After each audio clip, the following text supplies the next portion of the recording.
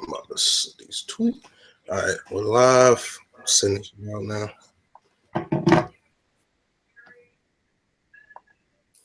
Post.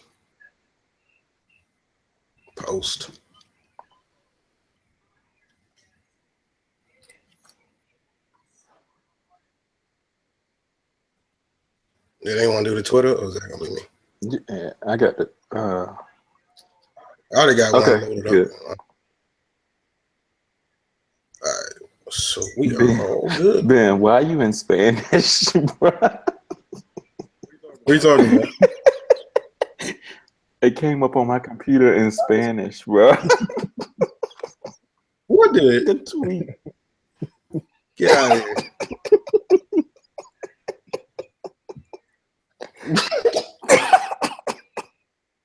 Oh, no, Ben hang with the Spanish girls or something. You got the translation. I'm trying to get a big crowd for this, John. You know what I'm saying? Okay, yeah. I mean, I don't know who's gonna translate, but okay. Well, it's 9:30. Yeah. Well, y'all, to those who are watching, eventually you'll be watching. You can watch it later. You don't have to watch it live. But anyway, this is the Young Old Heads podcast with Ben Thompson. Jay Fair. Your boy Uncle Jerry covering everything sports, college. Today we're going to discuss a little NFL, talk about last week's playoff games, this couple upcoming matchups, talk about college football. We'll talk about a little MMA, and we got a special guest coming on at 10 o'clock, local MMA fighter Ryan Parker. He's a 205-pound champion right now, Spartyka, and he's looking to take his second belt, the middleweight belt, and he fights January 27th at ODU TED Center. Spartyka fight Friday night, 27th. All right, let's get into it. All right, let's get started. Start NFL. Let's review these playoff games. He's a bad man. That's all I'm gonna say. And that's the game I'm starting with. Packers, Cowboys. That's all I'm saying. Oh, Jerry, I'm gonna let you go ahead and talk about how your Packers performed. I was proud of the way we performed. Actually, I mean, going on the road when you got Aaron Rodgers, I always say you got a chance. When he's playing the way he's played the last 8 weeks since the Washington debacle, and I was at FedEx Field, and I was very disappointed in the way we played that night. But when he came out and he said we could run the table, and he had that confidence in himself that he believed that he could turn it around, and the rest of the team, we've gotten some key guys back from injury. I gotta give Jared Cook a shout out and the things he can do as a tight end. That's something that we haven't had since Jermichael Finley hurt his neck about a couple years ago. So I mean, just the things he can do. He's playing as the hottest player in football right now. So when you got that, you can always get in a shootout. Our defense, we miss Morgan Burnett. Sam Shields been hurt since week 1. So I mean, our secondary is shady at best, but I was proud of the fight, and Mason Crosby is clutch. Oh yeah. All right, what's your thoughts, man? 350 yards in the last 2 minutes. Yeah, 3. Yeah, he hit 2. The guy from Dallas hit 1, but Mason, he scared me on that second one. I will say I got scared a little bit because the first one he drilled. I mean, the first one he absolutely drilled. And they got the timeout in, and the second one it was a little shaky at first, but hey, it went through the uprights. That's all that matters, right? That's true. That's true. Yeah, I'd say from the Cowboys' perspective, man, their future looks bright.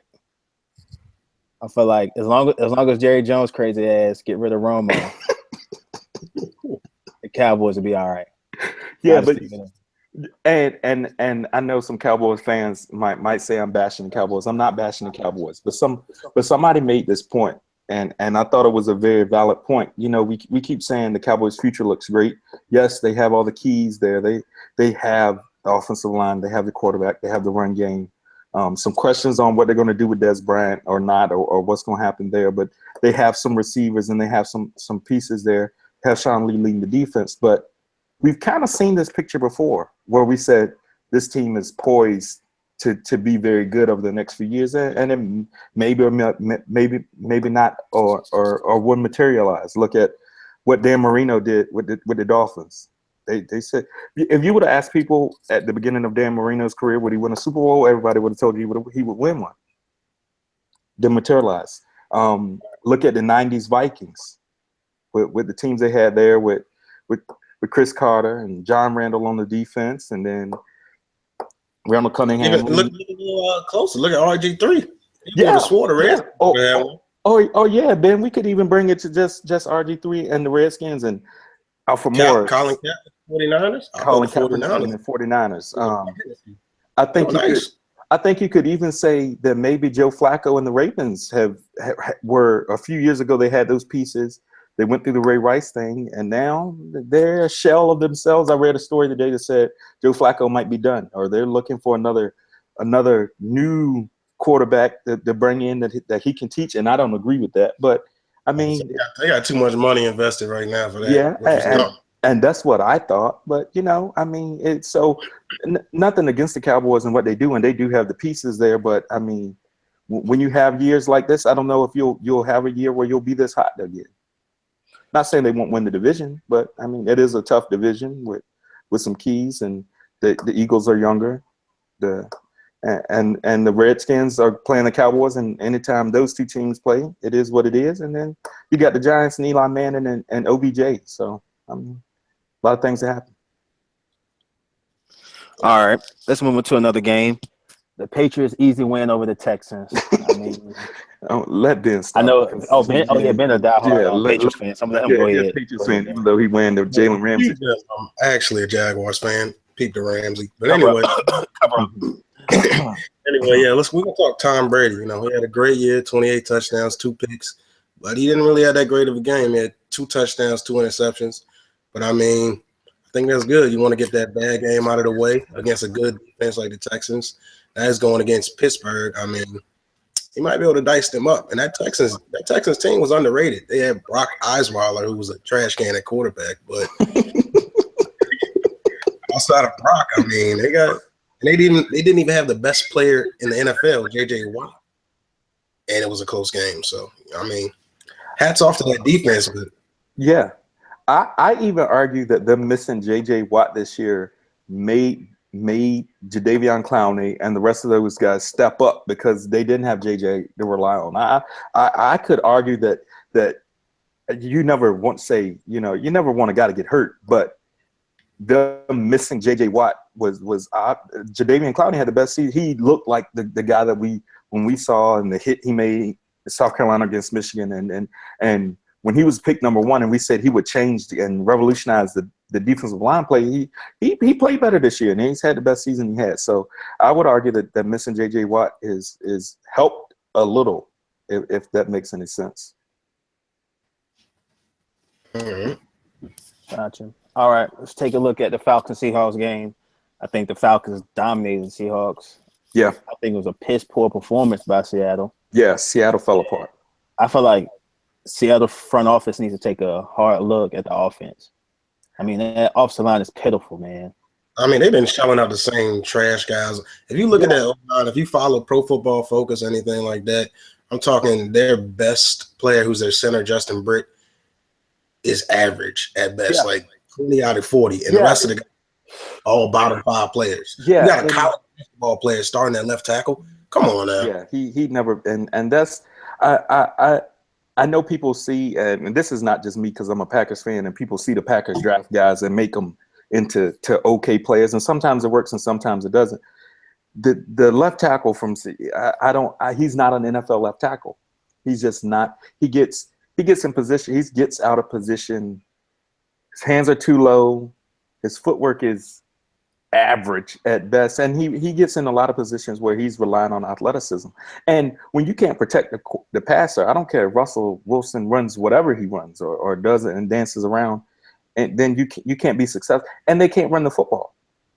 They could not line up, and you have to at least have the illusion of being able to run the football. Right, and they just couldn't do that. Yeah. Very true. All right, our last recap. You got the Steelers the Steelers beating the Chiefs 18-16. I feel like this was a sloppy game, but it was a good one. Very sloppy. Very sloppy. I feel like the Steelers have to play way better against the Patriots to even have a remotely a chance. The Steelers will not beat Bill Belichick and Tom Brady. And that defense that Matt Patricia does not get a lot of credit for running, because a lot of everybody sees Belichick and they say Belichick, but Matt Patricia is a hell of a ball coach, and he's gonna be a head coach pretty soon. But he'll be a head coach. I'm surprised he did not get a lot of interviews this year, but he's the next guy. He's in that next tier of guys being up. But you will not beat New England in Foxborough kicking field goals. It just won't happen. You have no chance of winning just kicking field goals. And to be honest, they got was it a hold on James Harrison by Eric Fisher? It was hold. I say it was a good veteran play by James Harrison. It was a good veteran play by James Harrison. Could you have called holding on that play? Yes. Do you call holding in that situation? No. And it is what it is. The Chiefs had a lot of other opportunities. Alex Smith missed Tyreek Hill running down the middle of the field wide open. Nobody within 25 yards of him. They played sloppy. You think the Chiefs would look for a quarterback this coming year? I mean, Alex Smith and the same thing. I love him, but I say only if Mitch Trubisky falls, they take him. Yeah, only if he falls. They're not gonna reach. Yeah, I don't think they'll reach, but I think Alex Smith fits Andy Reid's system for right now. Yeah, but I think they're a team that'll win your playoff game, but I don't think you ever really think, hey, bro, they might be a problem. They might be a Super Bowl team. Yeah, I mean, and to be honest, I don't know how many teams in the AFC with Brady still in New England. Now, when he leaves, that'll vacate a void there. But I think I don't think you have as many like in the NFC this year. All four teams that played this past weekend between the Falcons, Seahawks, the Packers, and the Cowboys, all of them thought they had a chance to represent the NFC in the Super Bowl. I thought the Seahawks were kind of fake, though. They had a sliver of a chance if they said, "Oh, if we played how we used to play." In the AFC, I don't trust the offense. Man. Right. In the AFC, I don't think you can make that argument. I don't think people thought that the Chiefs were for real, and I know for sure people didn't think the Texans were for real. So you want to win right now, and you want to win right now, but I don't know. And this quarterback class is not that great unless you pick somebody in the fourth round and they turn out to be another Dak Prescott. But I don't even see if that's there, honestly. All right, let's move on to predictions for this weekend. You got the Packers versus the Falcons and Steelers versus Patriots. I'm gonna start off with Ben. Tell me your predictions. I got Patriots gonna win this thing 31-20, and then I got Falcons are gonna beat Jerry Brown's Packers 35-24. Oh, okay. Jerry. Well, I'm gonna start on the NFC, and you know who I'm riding with on the NFC, and I'm going with the Green Bay Packers. It's gonna be a shootout. I really don't see them being able to slow us down that much. We played once in the regular season when we weren't playing so well, and this team that we have right now, the way we're playing right now is completely different from the way we played when we played them the first time. Ty Montgomery was still playing wide receiver. Even though he was still listed as a wide receiver on the roster, he was still playing wide receiver the first time we played him, and they beat us by a point, and it was 33-32. I think it's going to be another shootout. I'm going 38-35. Aaron Rodgers making a little bit more magic, and of course, and leading us back to the Super Bowl where we will meet the New England Patriots. And I think that game's going to be a little bit more defensively minded, but I'm going to go 24-17 with the Pats. Pats winning? Yes, I think we are going. And we'll talk about it on the podcast. But I think the sports world is going to get a dandy of a Super Bowl, and we're going to get to talk about two of the greatest quarterbacks that we will ever see play the game of football. And I said two of the greatest, Ben. We're not going, and we can have that discussion another day. We'll have that discussion another day. We'll have it another day. But we'll see two of the greatest quarterbacks ever play. I knew Ben was a Patriots fan. But hit my predictions, man. Look, I feel like the Packers, Falcons, I don't know who the hell gonna win. If number 36 from Green Bay takes Julio Jones, it won't. He's going for 400 yards. No. Oh God. Don't wish that on me, Ben. James. Don't wish that on me. Hey, you better call down capers right now. Yeah. But I can't go against Aaron Rodgers. I feel like it's going to be 38-35 Packers in a shootout. And then the Steelers-Patriots game, I feel like it's time for big men to have a big game. I feel like it's a close game. Wow. Le'Veon Bell's first time in the AFC Championship game. AB's angry because he messed up. But it's time to put it – it's time to put it on the line, man. On the road? On the road. Backs against the wall. To the media, you already out there talking shit. You might as well back it up. And I feel like the Steelers do it. Okay, let's break that down now. I mean, we all win a football. Your head coach called another team an ass. Hold on. What was your prediction, James? Because this is gonna be a poll. What was your prediction? And the Steelers Patriots? Yes. Yeah. 28-27. 28-27? Yeah. With a pit? Okay. I feel like I don't trust the Steelers defense, but I feel like they have Mike Tomlin in the defensive meetings. He has to dial up something, man. Okay. He's gonna get Brady. He's gonna get his. Mm-hmm. But I feel like on the offensive side of the ball, Ty Haley has been saving plays that not showing on film. You got to bring it out this week. You can't hold it on. So I feel like it's gonna be a good one. All right. Oh, Ben, you were gonna bring up the Antonio Brown situation.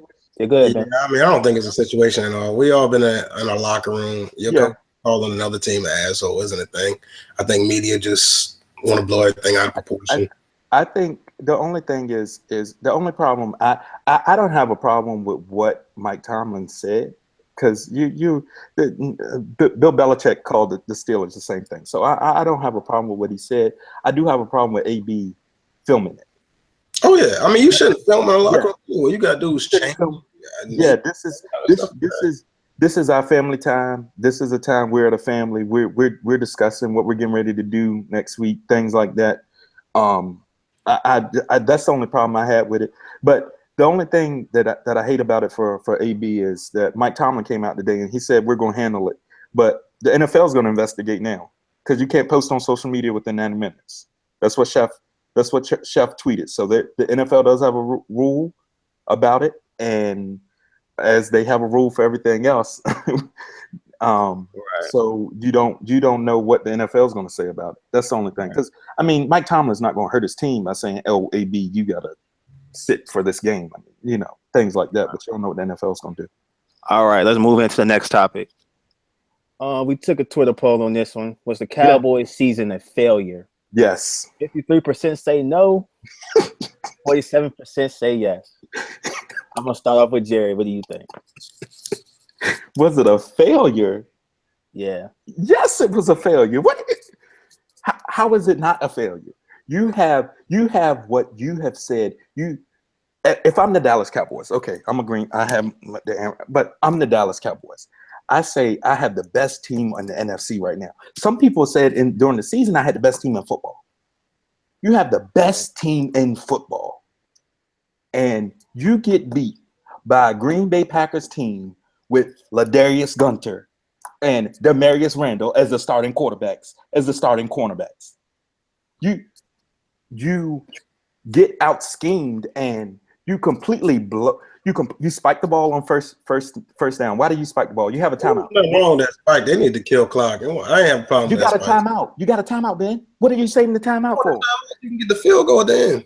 You had two timeouts. You had a timeout. Yeah, one timeout.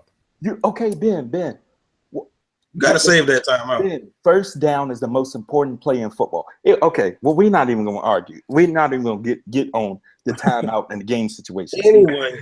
All right, Ben, what's your prediction? Catastrophic failure. You got a team that last year was 4-12 and finished 13-3. They showed a lot of promise. Dak looked great in a playoff game. Everyone knew they weren't going to win the Super Bowl this year.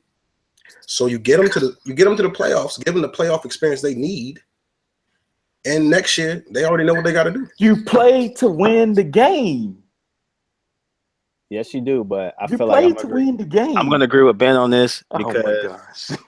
I got what y'all said early in the podcast. You seem like, the Ravens have a good team. They like when the Joe Flacco days and the RG3, but I'm just going to be biased and I'm just going to say it's different this time. And I feel like, man, once you get Romo off, it wasn't in the RG3 situation, in the Baltimore situation, in the cap room to get rid of. You have to pay your players. In this situation, once Romo is off the team, you have that cap room to go get better players, and you still have draft picks. And this is a deep class to keep adding talent. That's the only reason I'm saying it. You do. All right, speaking of this class, Okay. Y'all think the Bears? What should they do at 3? Trade out. I feel like they're not going to trade out because I feel like the 49ers are going to reach. And this is why, short and simple, if the Browns were number 1 with Myles Garrett, they pass on Jonathan Allen because Kyle Shanahan's coming in. You see what he can do with a very good quarterback in Matt Ryan in that offense. So they're going to go get him a young one. It's not an intriguing one in free agency. So I feel like they're reaching, get the good kid from UNC, Mitch Trubisky. And I feel like the Bears panic here. Or if they could trade out, and I feel like they go quarterback 2, and there's 2 reaches that I don't agree with, but I feel like it will happen. A quarterback like Deshaun Watson gets picked, and they don't wait until the 2nd round. But, I mean, it's just a prediction. Probably won't happen, but I could see it. I wouldn't be surprised. I don't see them going D-line because that's not going to fix anything. You're going to be in the same spot coming back. So I think I'm serious. They're going to be in the same spot. That's not going to change. Okay. They draft D-line left. I mean, it's okay. Mm-hmm. But yeah, I think they're either gonna go Trubisky or Deshaun. I mean, I looked at some of that tape with Trubisky. I mean, he got Tebow's size, but he can actually throw. So I mean, he's not a bad guy. It's just he's got 1 year tape. And nobody and in no way am I saying Mitch Trubisky isn't an NFL quarterback. Mitch Trubisky is going to be a starting quarterback in the NFL. He just shouldn't be picked at number 2 in the NFL draft. If I'm the 49ers, okay, if I'm the 49ers and I'm Kyle Shanahan and I'm thinking quarterback, this is what I do. I'm thinking quarterback. I have the number 2 pick. Mitch Trubisky or Deshaun Watson are going to still be there in the top 10. They're going to be in the top 10. Either one of them or one of the others is going to be there in the top 10. So if I go through the scouting combine and I go through and I say that, and I'm the GM and I'm talking to Kyle Shanahan and I say that he is happy with either one of these 2 guys, I trade down in the top 10. I take my 2 pick, I trade down in the top 10. I maybe trade with somebody that has one of those teams that has 2 first-round picks, still in the top 10, and there I draft my franchise quarterback.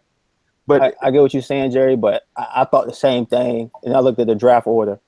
You got to think about the team, New York Jets. I mean, if I draft a kid in the 2nd round, Hackenberg, he's going to be playing this year. He hasn't played, so I feel like he's a bust on the low. Well, they should have never drafted Christian Hackenberg. Yeah, it's a mistake. But at 6, you got to think of at 6 is a fear the Jets picking the quarterback. At 9 is the fear, or what the Browns at 9 or 12? Yeah, it's 12. It's a fear them picking the quarterback because they're desperate for one. So, you know what I mean? I feel like it's kind of like the panic. That's why I feel like it's going to be panic in this draft because it's a quarterback need, but it's not really good quarterbacks out there. Okay, I can respect the fact that I understand completely what you're saying. But I will say this. I will agree with you on this point. If the 49ers go quarterback at 2, it's going to start a run of quarterbacks. Yeah. And I know a lot of us agreed that Josh Allen should be nowhere near their 1st round. But if it starts a run of quarterbacks, Josh Allen he didn't into the 1st round. He what? He didn't declare he's going back to school. Good. All right, let's go. One of our last topics, sleeper prospect in the upcoming draft. I mean, I kind of struggle with this, but I'm going with Corey Davis of Western Michigan. I see what this kid can do. I mean, only knock he plays in the MAC, but he showed playing on his undefeated team. And last year when he played against the Michigan State team that was in the college football playoffs, he dominated. He controlled the game on the outside, wide receiver DB matchup. And I feel like he goes to a team like Tennessee, Dallas, or Philadelphia. He fits in and they got to jump. Simple as that. For mine, I got a guy that was a number 2 prospect coming into college ball when he was in high school. It was Carl Lawson. He had a great freshman year, got hurt, banged up a couple years. But I mean, he's healthy this year, and a lot of people. Oh my goodness, we got our guest on a little early. He's a little early. Gustavo Parker. The champ is here. What's good? The champ is here. Is here. The champ is here. We got. Y'all that don't know, this is our special guest, Ryan the Predator Parker. MMA fighter, fights at 205. His next fight, he's fighting at 185. The champ is here. All right, I'm gonna go with my sleeper, and a lot of people gonna say I'm going with home cooking, but I'm gonna go with Bucky Hodges from Virginia Tech. Ooh. Tight end. 757. I think in the right scheme, some people are gonna flex him. Out, and I think he could pose some matchup problems. So I'm going with Bucky Hodges. I thought about some running backs and maybe even Desmond King, the cornerback from Iowa, but he's not as much of a sleeper as people think. Quickly, I add the two I was deciding with was Adoree Jackson, USC, and DeMarcus Walker out of Florida State. I thought they were going to be two guys drafted on day 2 early. I thought they were really good teams and be dominant. That Walker kid single-handedly changed the game against Michigan. He's dominant. He's a monster. Man. Yeah, he's dominant.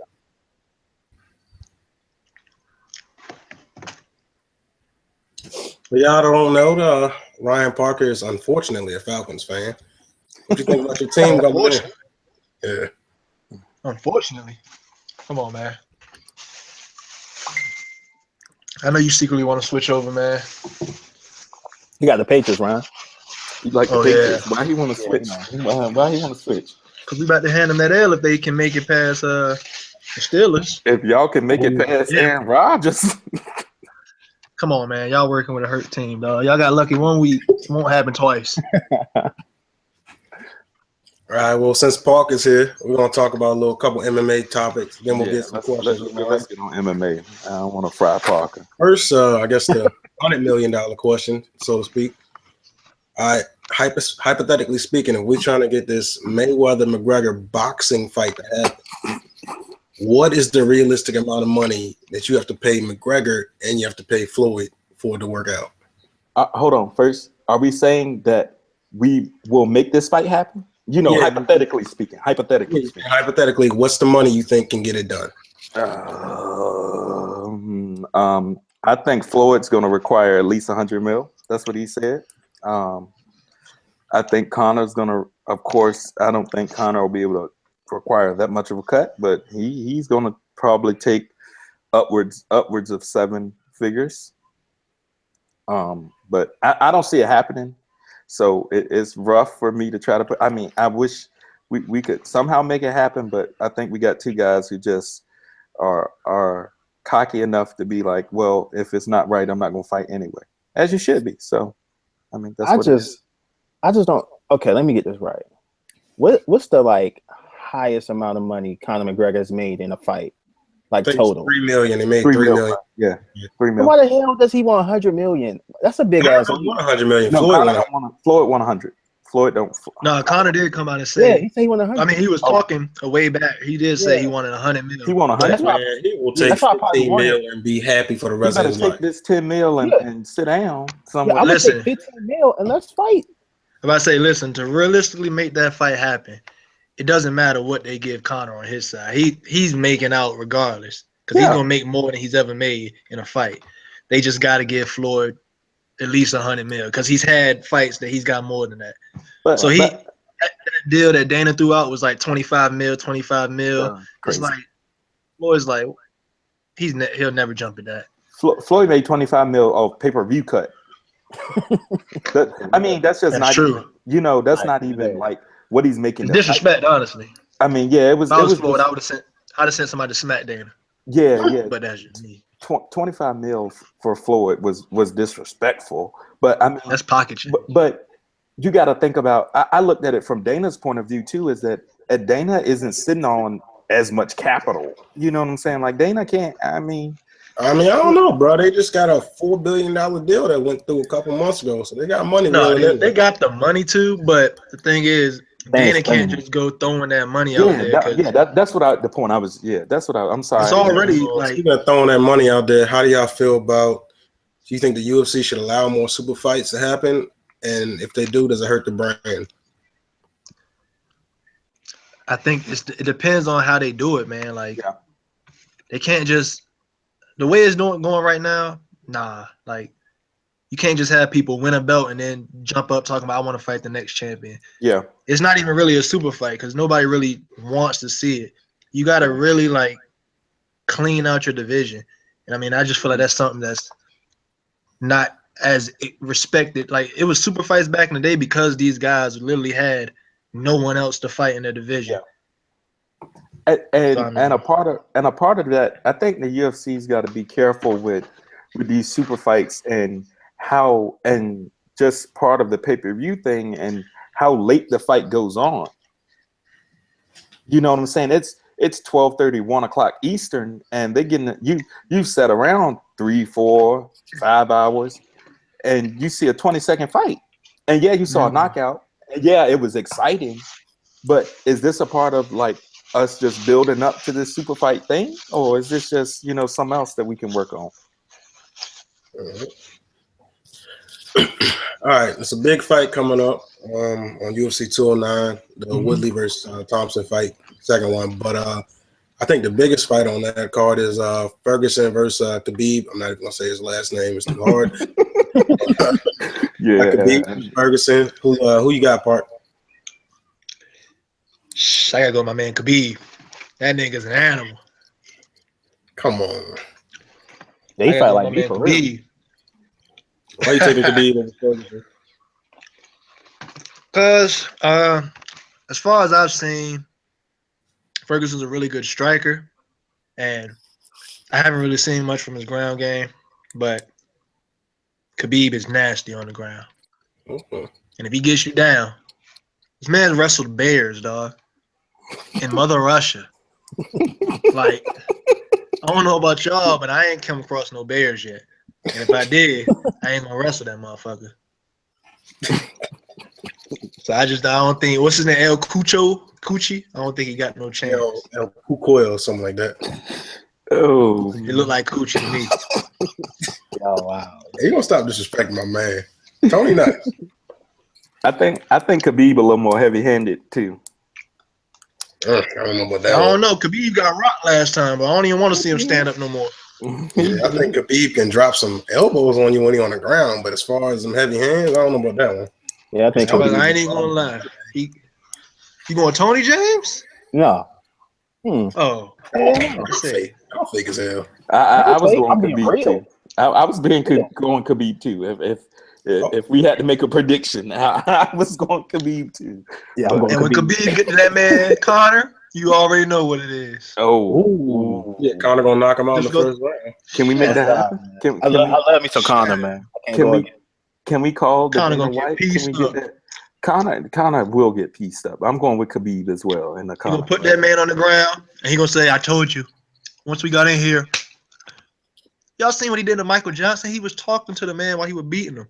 Okay, Michael Johnson is average at best. Like, he show up one fight and be trash the next fight. He was good the last fight, and he was trash that fight. That's his pattern.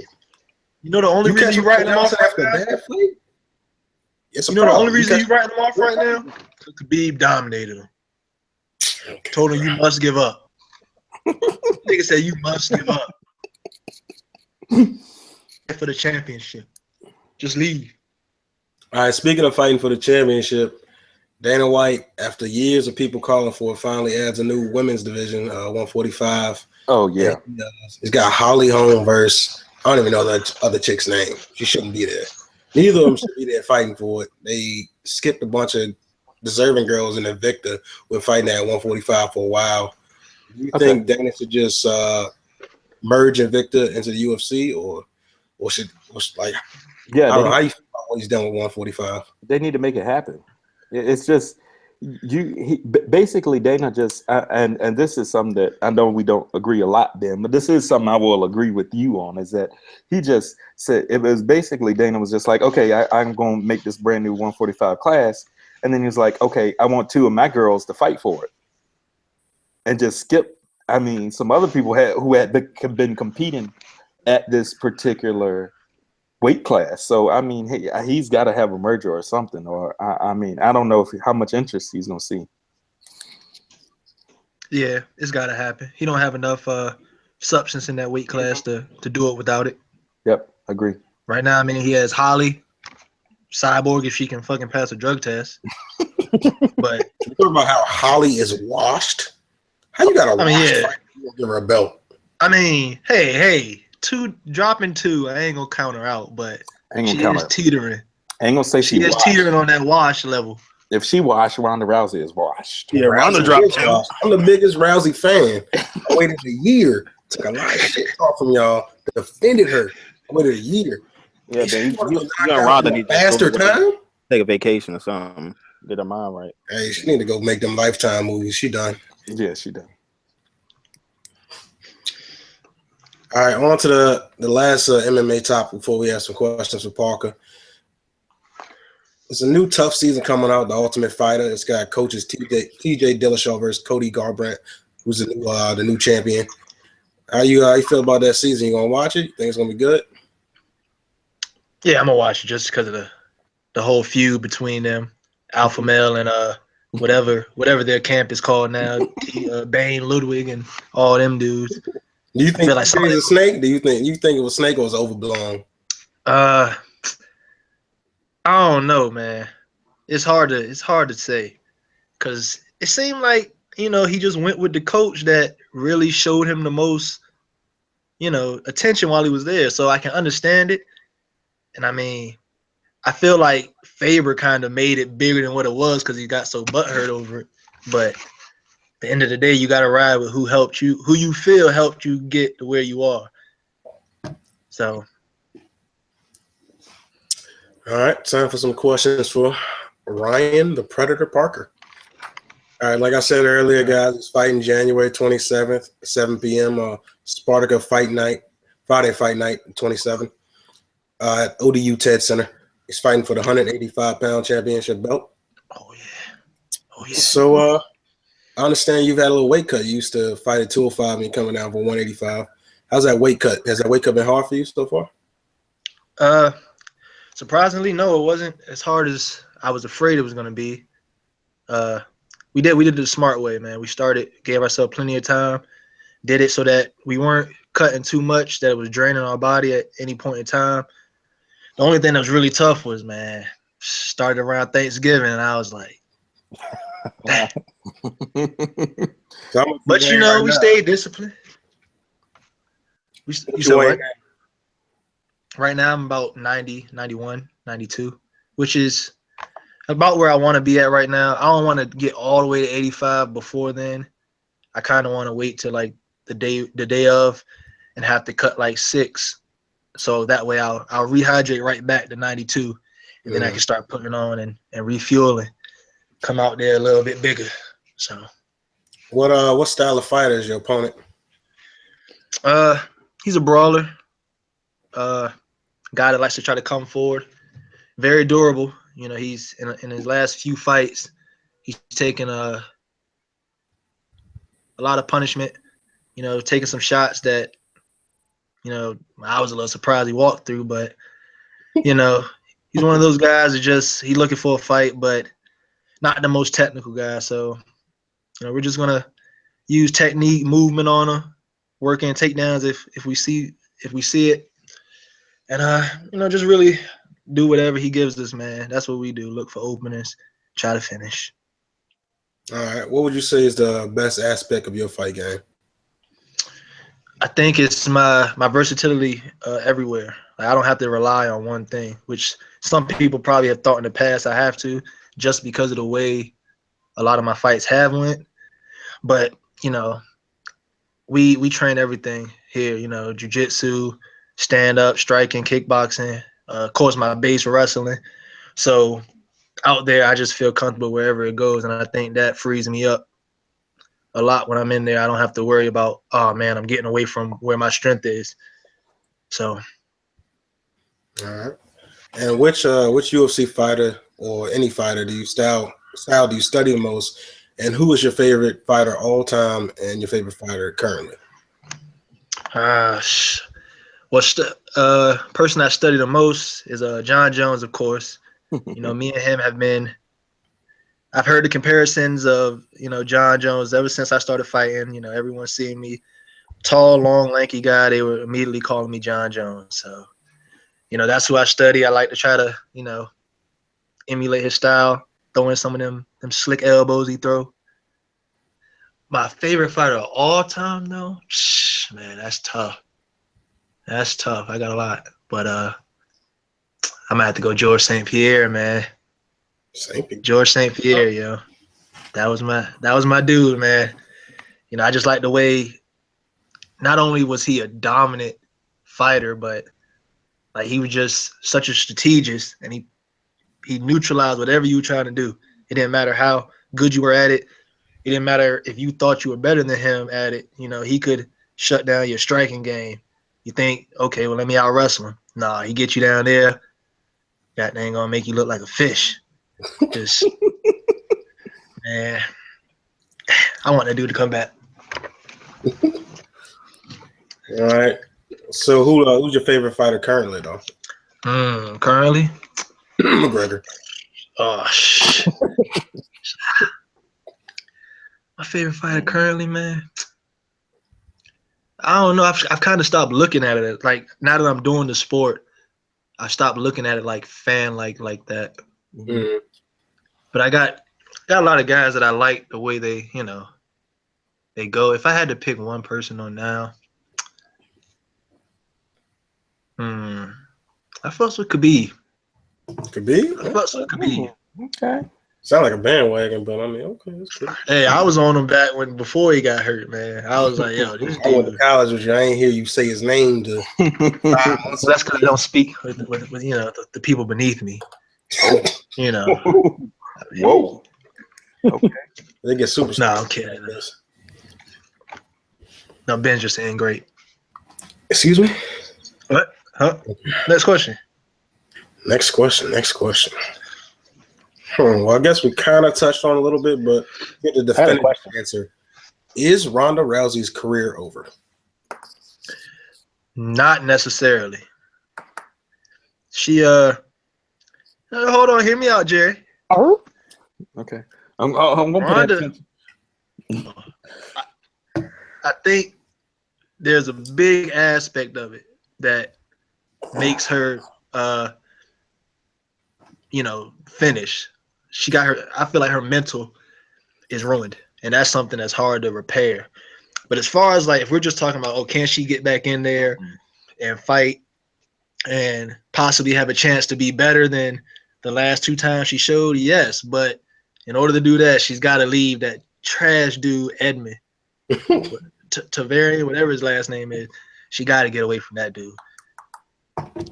So skill-wise, she can do it. She needs a new coach. She needs a new camp. I say for real, if she really wanted to try, she need to go ahead and take that Greg Jackson offer, come over there, let him create the master game plan, and then go in there and win a fight on points. But as far as mentally wise, just as a fighter, can she get back in there? Nah, Amanda Nunes put those hands on her. I think she took her soul. Bro, she knocked her into a sideways L, bro. She had a sideways L. Like when she was leaning, bro. Sideways L. She's done. She took her soul, dog. I don't think there's no way as a fighter she'll be scared from now on. And that's the part that I was talking about, Park. I mean, physically, she might be, if not the greatest women's fighter that we've seen. Like physically saying that, yes. I mean, we can debate things physically, but mentally, after you get beat, she's weak. After you get beat, how you've gotten beat the last 2 times, especially with what Amanda knew. I mean, sideways L, like, I mean, no punches, no defense, no land. Did she land a punch in the fight? Did she land a strike in the fight? But she had heart, bro. She landed a few. Okay. Yeah, heart and an L. Yeah, heart and an L. She's done. Well done. Like a steak that's been on the grill for 4-5 hours. Well done. Good steak. We eat steak well done over here. Mm-hmm. Yeah. Yes. Hey, RP, I got a question for you. What's up? First of all, it's not the first one. Not a question. Where your belts at? You supposed to come out here stunting. Exactly. We told this man 3 times. First of all. Okay. Okay. Hold up. See. You gotta bring the whole family. Oh Lord. That's what we want to see. Yeah. Oh Lord. Come on, y'all. Chill. All right, but this is my question. Once Ben agrees to face me in the octagon, will you train? You know, most people don't know shit about fighting. That's why I need to get a trainer. We train champions here. Me and James do go back, back very far. And, Ben, I want to see. You knew James. What? But. What? Okay. But the 757 connection, man. Oh my Lord. 757 connection. Like, what you? I'm gonna have to rock with my man James here. People get a couple belts and they act fake. Oh, see, that's what I'm talking about, man. The disrespect, the constant disrespect. You need to be humbled, and James is the man to do it, honestly. Mm-hmm. To all our viewers out there, all 12 of you, I don't fight. I don't know, man. I see you taking an L, man. I ain't gonna say where, but I ain't gonna say where. Tell me when. I don't ever remember taking an L. Hey, look, it's all right, man. The dude you was facing was like number 3 in the world or something. Shout out my boy J. Pong. Shout out my boy JQ. If I remember right, he had a brace on his knee and I wasn't trying to hurt him. I'd kick him right in his leg if we doing it. Gentle Ben. I don't know though. That jab was stiff. So you got beat up by a guy at the knee brace. Gonna hit your reserve. Oh no, I don't need to train no more. I'm a humanitarian. I didn't want to fight him, but I'm saying. Nah. I just was enjoying my Waffle House. The next thing I know, I got punched in the face. Yeah, it was outside of Waffle House, man. Oh man. Hey, Can we get back on topic? Can we get back on topic? Hey, I just want to say, Ben caught his composure though, quick. Most people can't take a punch and get back like that. Oh man. Anyway. Okay. All right, so last question I got for you. What was the proudest moment of your fighting career? So far, it would probably have to be winning this belt here, the 205, man, for Spartyka. Because when I first got into the sport or got involved with it, I was just a training partner at first, but I was helping my guy. He was always training for a Spartyka event. He was always training to fight at Spartyka. So, I mean, that was the first promotion I had ever seen for MMA, amateur MMA at least. So for me, that was kind of like the be-all, end-all. Like, I was like, if I get into this, I got to be the champion of that. So once I got the opportunity, that was what let me know, like, hey, this thing kind of real. Okay. So what's the next step? What you looking at next? I'm looking to just keep fighting, keep getting better, man. Like, I'm not satisfied. Although I was proud to win these, man, but I'm not satisfied with these, man, until they're a UFC belt, man, So I just want to keep getting better. I just want tickets. Hey, I got y'all. You know what I'm saying? You're saying you got the last 2 years. You ain't got me yet. First off, man, you always want to be iffy about if you coming or not. Talking about, I don't know if I'm gonna drive down from Richmond. I had these legal issues. Oh yeah, he got warrants. He got warrants, people. We ain't gonna talk about them.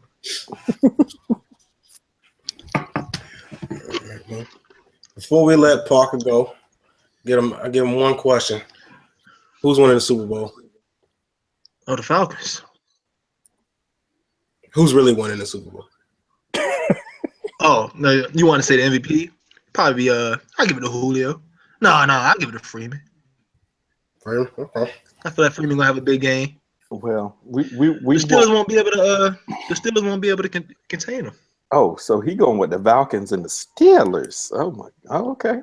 Yeah, the Patriots. Man. I feel like it's a given that they're not making it. Who's not making it? The Patriots. Go Ben.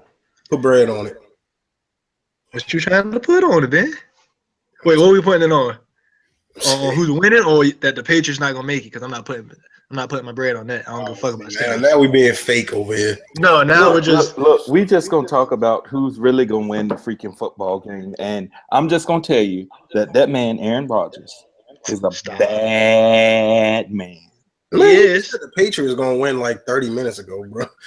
I'm talking what? No, I was talking about for the AFC. Yes, the Patriots are going to win, but then when we get to the Super Bowl, the Packers are going to win. I could have swore you said the Patriots are going to win 24-21.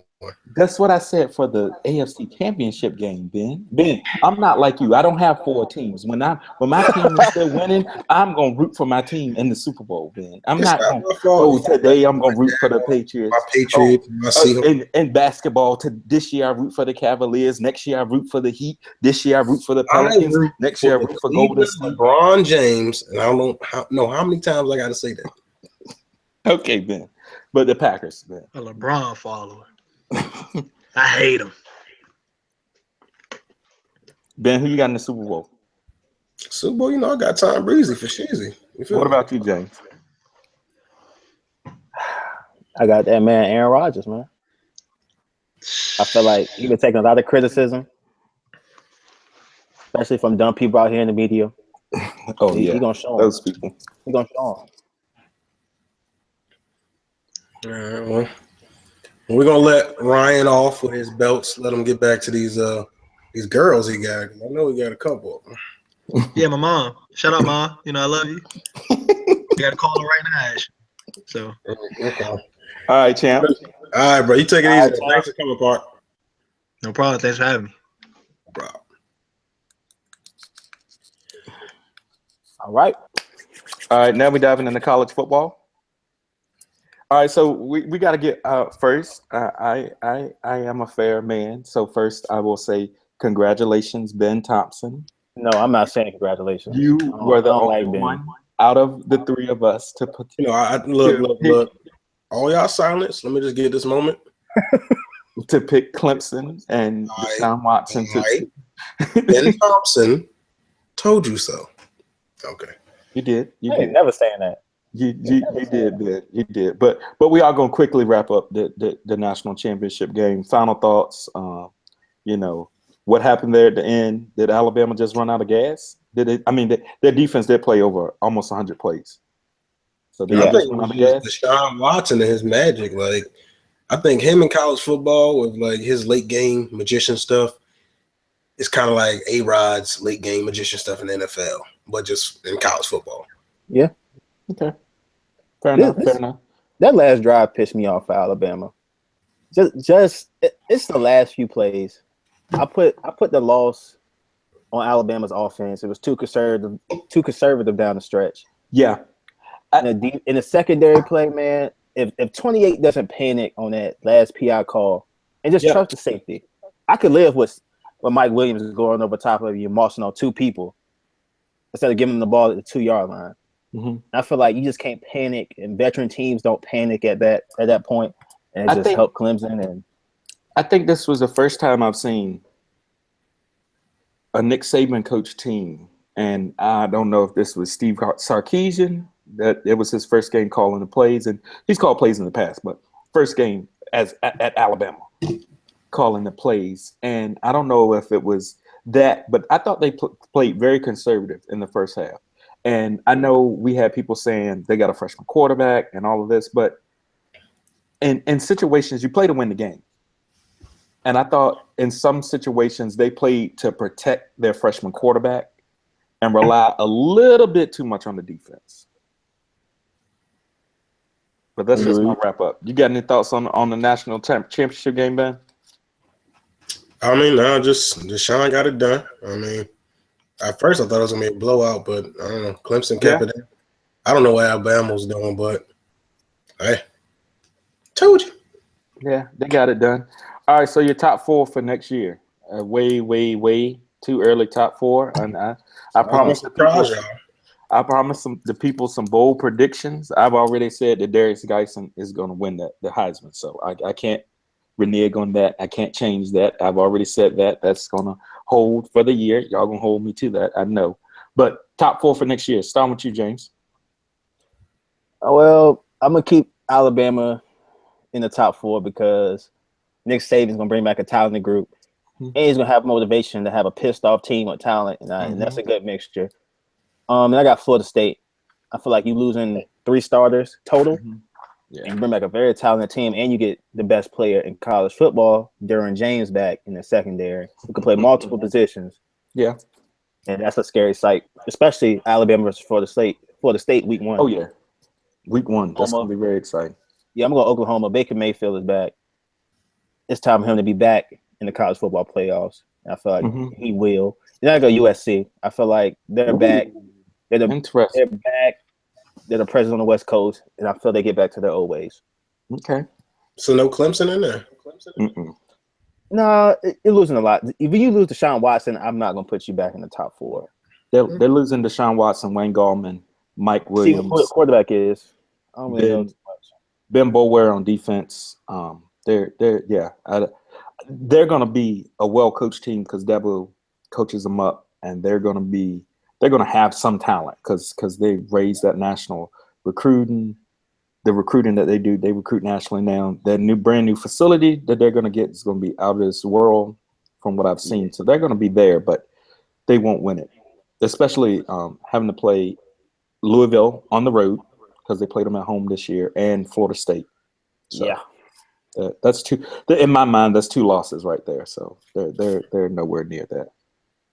What about you, Ben? My top 4 is I got Bama number 1. Okay. USC number 2. Okay. Clemson at 3, and I got Penn State at 4. Okay. I think Penn State's going to do some things next year. I think Ohio State's probably going to drop off. I mean, they're still reeling from that ass whooping.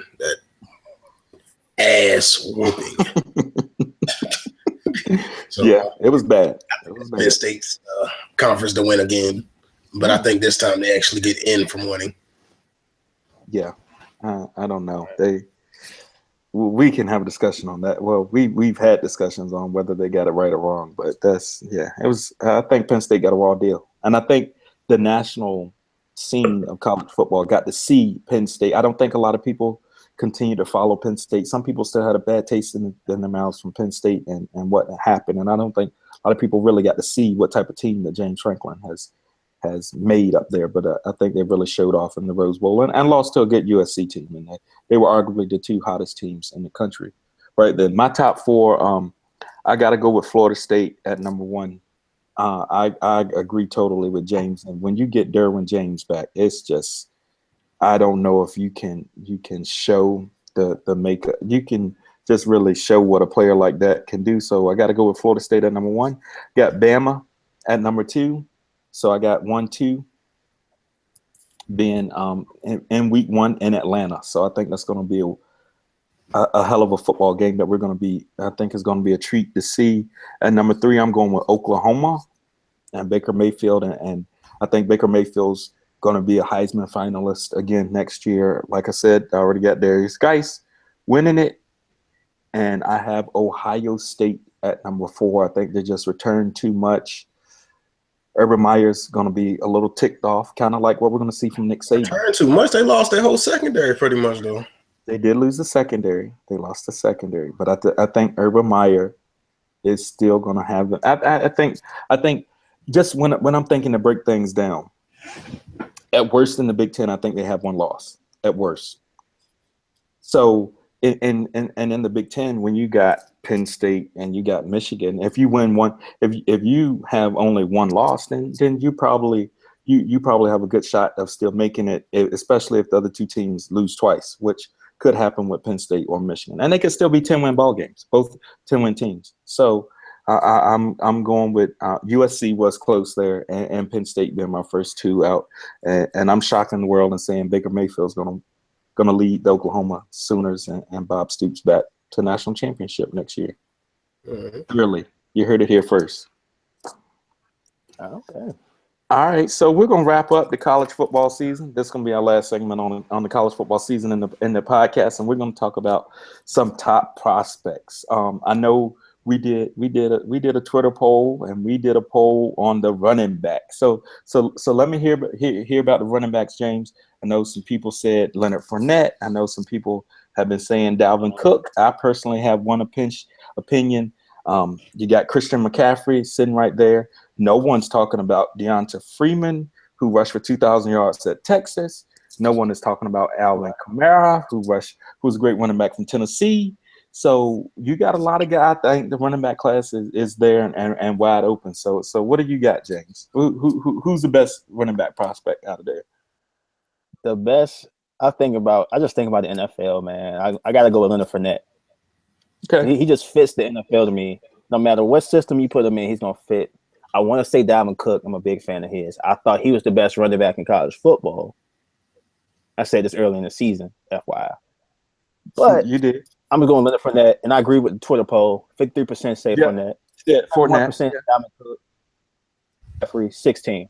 I feel like if he ends up in New England, I'm going to be highly pissed.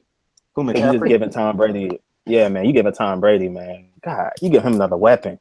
We'll pick him before he gets to New England. McCaffrey in a Packers uni? Why not? That's no. Oh, so now we're picking draft picks based on how good they look in a uni. I mean, let's be honest. You're gonna pick him and then switch him to receiver anyway. Let's not do that. No, Tad Montgomery's gonna go back to receiver. If we draft McCaffrey, Tad will go back outside. Yeah. Okay. Mm-hmm. But I think this draft, especially the top draft prospects, I feel like there's a lot of talent. Yeah. And I feel like I got a top 5 personal of the top draft prospects that I feel like it's gonna make a huge impact. All right. I mean, this is very bold. I'm not gonna agree with number 1, but it's okay. Number 5, I got Mike Williams from Clemson. Wow. He's the best wide receiver. At 4, I got Reuben Foster. I feel like I say this because he did what Nick Saban asked. He was too big last year. He slimmed down and said, I need you to run sideline from sideline. And you can ask Washington, you can ask Clemson. He made them feel their presence. They felt him. Yeah. I feel like he did that and that upped his draft prospect because I feel like by doing that, it's showing NFL teams you're committed. And I feel like he continued to do it and play fast. And number 3, I got Jonathan Allen from Alabama. At 2, I got Myles Garrett. And then number 1, I have Jamal Adams from LSU. Oh, no. Okay, no. Listen. In this league, you need a safety who can tackle and cover. You need a strong safety as the number 1. Like Ben.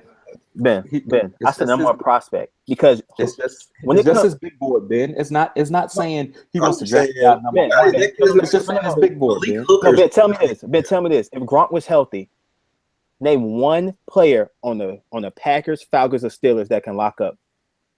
Do you know how good Don O'Neal is? He's not ready for Gronk, man.